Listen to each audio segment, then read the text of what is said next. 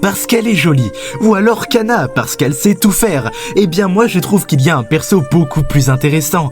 Elle agit rarement de façon spectaculaire, mais au moins elle réfléchit, elle apprend de ses erreurs et elle arrive même à les surmonter. Cette personne, c'est Akane Kurokawa. Et si je vous disais qu'elle a compris l'intrigue de l'anime avant beaucoup de nos protagonistes, en commençant par sa vie dans le show business jusqu'à la découverte de mensonges enfouis et de pouvoirs, car oui, Akane est un élément principal dans Oshinoko, et elle savait tout ou presque avant tout le monde.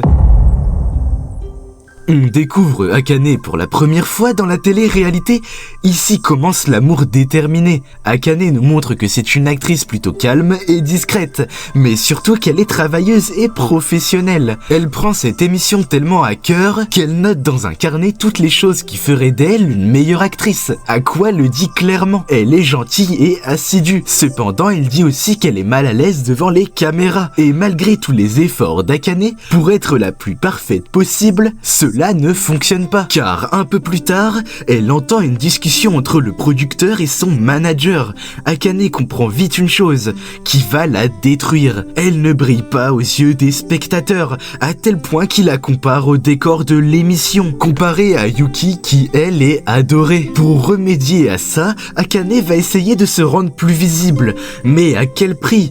Car après une scène où Yuki monopolise les caméras, Akane veut se démarquer en prenant les devants, mais elle griffe accidentellement le visage de Yuki. Akane passe donc pour une folle colérique aux yeux des spectateurs. Malgré les excuses acceptées de Yuki, les caméras étaient déjà coupées. Et donc comme elle s'y attendait, une avalanche de menaces et d'insultes surgissent sur Twitter. Akane essaye de se justifier, mais elle empire les choses. Après ce qu'il s'est passé, elle n'ose plus mettre les pieds à l'émission, et donc elle s'isole. Elle tombe en dépression. Akane n'en peut plus de vivre cet enfer. Elle trouve le seul moyen d'en finir avec cette douleur, celle de mettre fin à ses jours. Sur le point de faire la plus grosse erreur de sa vie, Aqua arrive juste à temps et la sauve des griffes de la mort. Et c'est à partir de ce moment-là que j'ai compris qu'Akane avait quelque chose en plus. À ce moment-là, elle ne le savait sûrement pas, mais elle va découvrir des secrets qu'elle n'aurait jamais imaginés. Après l'incident, Akane hésite à continuer l'émission, mais c'est sans compter sur Aqua, qui lui va retourner l'opinion publique pour lui donner une nouvelle chance. À l'aide d'une vidéo où l'on voit Yuki et Akane se réconcilier, et montrant que Akane n'est pas le monstre qu'on leur a présenté, la vidéo est une réussite, et Akane revient de son plein gré dans l'émission. Mais Aqua lui prodigue un conseil qui va littéralement changer sa vie. Il lui dit de jouer un rôle, de ne pas se présenter telle qu'elle est devant le public, afin de se protéger plus facilement des critiques, mais surtout d'avoir une carapace. Et c'est à partir de ce moment-là que Akane va comprendre la chose la plus importante de sa vie.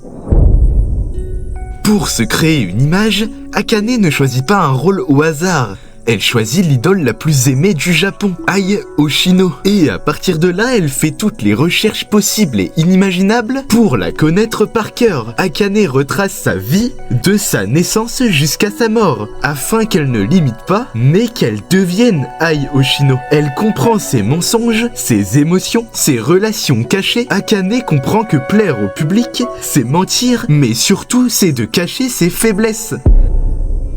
Akane revient donc à l'émission, et c'est là que quelque chose de complètement fou se produit. Elle imite le comportement d'Ai Hoshino à la perfection, à tel point que même Aqua se demande s'il hallucine. Les yeux de Akane changent et se teignent des mêmes étoiles que Ai Hoshino avait. Au-delà de l'apparence, en étudiant Ai, Akane perçoit ses contradictions. Elle comprend qu'Ai cachait une relation et des enfants. Elle n'a pas de preuves directes, mais elle le sait. Et déjà à ce moment-là, Akane est connectée à l'intrigue principale, alors que l'anime ne l'a même pas encore révélé réellement. Et ce qui confirme ça, c'est l'instinct d'Aqua, qui en la voyant incarner sa mère, se dit qu'elle pourrait lui être utile pour sa quête de vengeance.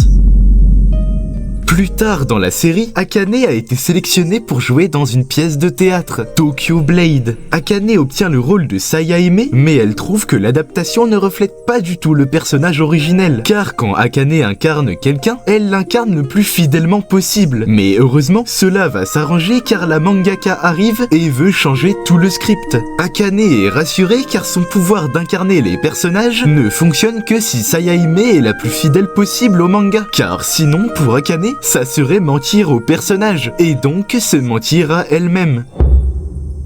Après le malaise d'Aqua lors d'une répétition, Akane et Aqua vont chez Gotanda, l'ancien producteur d'Aqua. Et c'est après une discussion entre Akane et le producteur que Akane fait des rapprochements. Bigomachi, Aqua, Ruby, mais surtout Ayoshino, un meurtre, un complice, une famille adoptive. Akane comprend tout. Elle essaye donc d'aider Aqua pour qu'il se sente mieux, jusqu'à même l'aider s'il le faut à tuer quelqu'un. Akane nous le dit pas directement, mais elle sait qu'elle se fait utiliser par Aqua. Mais après tous les rapprochements qu'elle a fait, elle l'utilise à son tour pour découvrir la vérité. Et encore une fois, Akane poursuit son implication dans l'intrigue.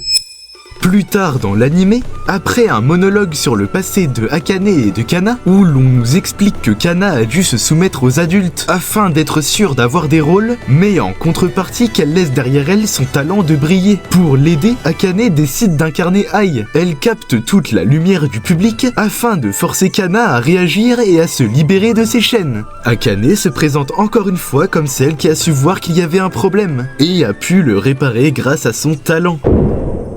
Après l'arc Tokyo Blade, Aqua découvre qu'il a un beau-frère, et en lui parlant, se rend compte que son père était déjà mort. Après cette révélation, il veut couper les ponts directement avec Akane pour ne pas profiter d'elle, et enfin tourner la page sur sa vengeance. Sauf qu'après avoir avoué à Akane que son père était mort, Akane se rend compte que quelque chose ne va pas. Elle fait des liens, essaye de comprendre la vérité, mais des coïncidences et des zones d'ombre la perturbent. Elle en conclut que le père d'Aqua n'est pas vraiment mort. Akane choisit de ne rien lui dire pour le protéger et lui assurer une chance d'être heureux, car elle se rend compte que parfois, dire la vérité détruit plus que le mensonge. Et à ce moment-là, Akane est non seulement en avance sur l'intrigue comparée aux autres personnages, mais en plus elle devient la personne avec le plus d'informations dans l'anime. On nous confirme cette théorie un peu plus tard en nous montrant le père d'Aqua venant devant la tombe de sa mère.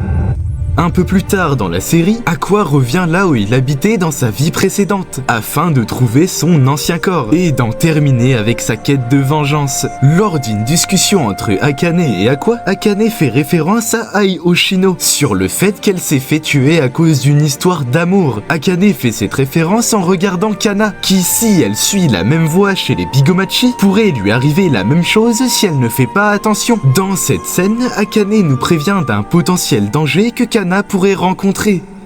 Vers la fin de la saison 2, Akane et Ruby vont dans la forêt car un corbeau leur a volé des clés. Sauf que ce corbeau les a amenés dans une grotte. Mais dans cette grotte se trouve le cadavre d'un docteur, celui de l'ancien corps d'Aqua. Après un temps de réflexion, Aqua avoue à Akane qu'il l'a utilisé pour retrouver son ancien corps. Akane comprend et, encore une fois, sa réaction n'est pas normale, car elle réagit comme si tout était logique. Alors que non, rien n'est logique dans ce qu'il se passe. Surtout qu'à la fin de la saison 2, on voit ce qui semblerait être une femme avec des étoiles dans les yeux en train de mourir, tout en observant le père d'Aqua sur les lieux du crime. On sait donc que cet homme est un tueur et que si on a trop d'informations sur lui, il voudra nous tuer. Le père d'Aqua devient un réel danger, notamment pour la vie d'Akane, car à ce moment-là, elle seule sait son existence. Akane Kurokawa n'est pas là pour être la plus aimée, car ce qui fait sa force, c'est que là où les autres jouent un rôle sans le savoir, Akane, elle, choisit de jouer. Et c'est pour ça qu'elle voit plus loin. Elle comprend Ai, elle comprend Aqua, elle comprend tout le monde. Et si Akane a toujours un coup d'avance, ce n'est pas parce qu'elle est plus forte que les autres, c'est parce qu'elle accepte une chose que les autres refusent. Dans le monde de Oshinoko, la vérité ne sauve personne, elle détruit. Et Akane le sait trop bien. C'est peut-être pour ça qu'elle est le personnage le plus lucide de l'anime, mais aussi la plus en danger.